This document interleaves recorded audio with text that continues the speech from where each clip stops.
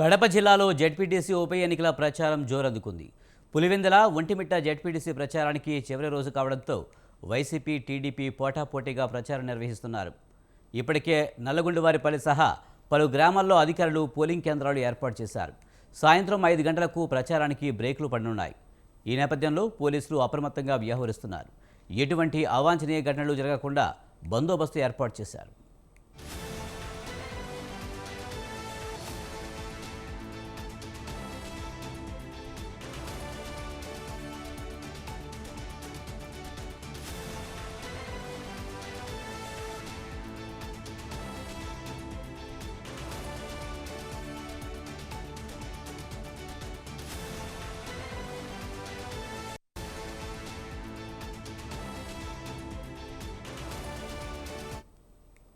కడప జిల్లాలో జెడ్పీటీసీ ఉప ఎన్నికల ప్రచారం జోరందుకుంది.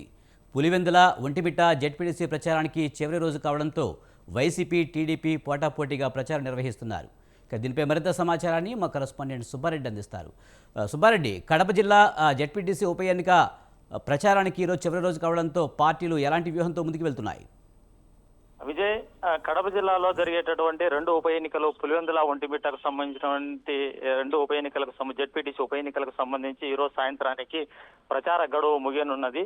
ఈ నేపథ్యంలోనే ఇప్పటికే సంబంధించిన అధికారులు ఈ ఎన్నికలకు సంబంధించి 2 ఉప ఎన్నికలకు సంబంధించి ఏర్పాట్లు కూడా పూర్తి చేసినటువంటి పరిస్థితి ఉంది. అందుకు సంబంధించినటువంటి పోలింగ్ కేంద్రాలను కూడా జిల్లా కలెక్టర్ చెరుకూరి శ్రీధర్తో పాటు ఎస్పీ అలాగే ఆర్ఓ ఊలమ్మ వీళ్ళు ముగ్గురు కూడా పోలింగ్ కేంద్రాలన్నింటినీ కూడా పరిశీలించడం జరిగింది.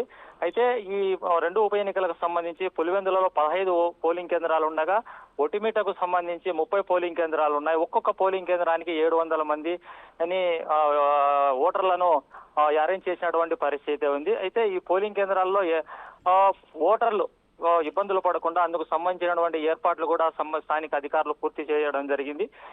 ఏదైతే ఈ ఉప ఎన్నికలకు సంబంధించి ఈ రోజు సాయంత్రం గడువు ముగియడంతో నామినేషన్ వేసినప్పటి నుంచి ఇరు పార్టీలకు సంబంధించినటువంటి నాయకులు, ప్రధాన నాయకులు ప్రచార పర్వంలో మునిగి తేలినటువంటి పరిస్థితి ఉంది. 2 పార్టీలకు సంబంధించిన అంటే కూటమి నాయకులతో పాటు వైసీపీకి సంబంధించిన నాయకులు కూడా ఈ నామినేషన్ వేసిన తేదీ నుంచి ఈరోజు సాయంత్రం లోపల వరకు జరిగేటువంటి ప్రచారంలో ఇరు పార్టీలకు సంబంధించినటువంటి వ్యక్తులు, నాయకులు, స్థానిక నాయకులతో పాటు ఓటర్లను ప్రసన్నం చేసుకునేటటువంటి పరిస్థితిలో ప్రచారాన్ని ప్రతి గ్రామంలో ఇంటింటికి వెళ్లి ఓటర్లను అభ్యర్థించినటువంటి పరిస్థితి ఉంది. అయితే పులివెందులకు సంబంధించినటువంటి జెడ్పీటీసీ స్థానానికి 5 ఎంపీటీసీ స్థానాల పరిధిలో ఉన్నటువంటి ఓటర్లు మాత్రమే ఈ ఉప ఎన్నికలో పాల్గొనేటువంటి పరిస్థితి ఉంది. అయితే అటు ఒంటిమిట్టకి చేరినట్లయితే 9 ఎంపీటీసీ స్థానాల పరిధిలో ఈ ఉప ఎన్నిక జరుగుతోంది. పులివెందుల ఎంపీటీసీ స్థానానికి జెడ్పీటీసీ స్థానానికి సంబంధించి 5 ఎంపీటీసీ స్థానాల్లో 10,600 మంది ఓటర్లు ఉంటే ఒంటిమిట్టకు సంబంధించి 9 ఎంపీటీసీ స్థానాల్లో జరిగేటటువంటి ఈ జెడ్పీటీసీకి 24,600 మంది ఓటర్లు తమ ఓటు హక్కును వినియోగించి గెలుపు ఎవరి వైపు ఉంటుందనేటువంటిది అటు స్థానిక నాయకులతో పాటు ఇరు పార్టీలకు సంబంధించిన నాయకులు కూడా ఉత్కంఠ కొనసాగుతుంది. ఎందుకంటే అసెంబ్లీ ఎన్నికలు జరిగిన తర్వాత మొట్టమొదటిసారిగా జరిగేటటువంటి కూటమి ప్రభుత్వం వచ్చిన తర్వాత మొట్టమొదటిసారిగా ఈ ఉప ఎన్నికలు జరుగుతున్నటువంటి నేపథ్యంలోనే నాయకులలో ఒక ఉత్కంఠ అనేటువంటి కొనసాగుతుందని చెప్పుకోవచ్చు. అలాగే పులివెందుల విషయానికి వస్తే మాజీ ముఖ్యమంత్రి వైఎస్ జగన్మోహన్ రెడ్డికి సొంత ఇలాకా, సొంత అడ్డాలో జరిగేటటువంటి ఈ జెడ్పీటీసీ ఉప ఎన్నిక మీద జిల్లాతో పాటు రాష్ట్రం అంతా కూడా ఎదురు చూస్తుంది. ఎందుకంటే మాజీ ముఖ్యమంత్రి సొంత అడ్డాలో టీడీపీ ఎలాగైనా గెలిచి గెలుపుననేటువంటి దాన్ని రాష్ట్ర ముఖ్యమంత్రి చంద్రబాబు నాయుడుకు గిఫ్ట్ గా ఇవ్వాలనేటువంటి నేపథ్యంలోనే టీడీపీ నాయకులు, రాష్ట్ర నాయకత్వం అంతా కూడా అంటే అటు మంత్రులు కావచ్చు, ఎమ్మెల్యేలు, ఎంపీలు అందరూ కూడా ఈ ప్రచార పర్వంలో పాల్గొన్నటువంటి పరిస్థితి ఉంది.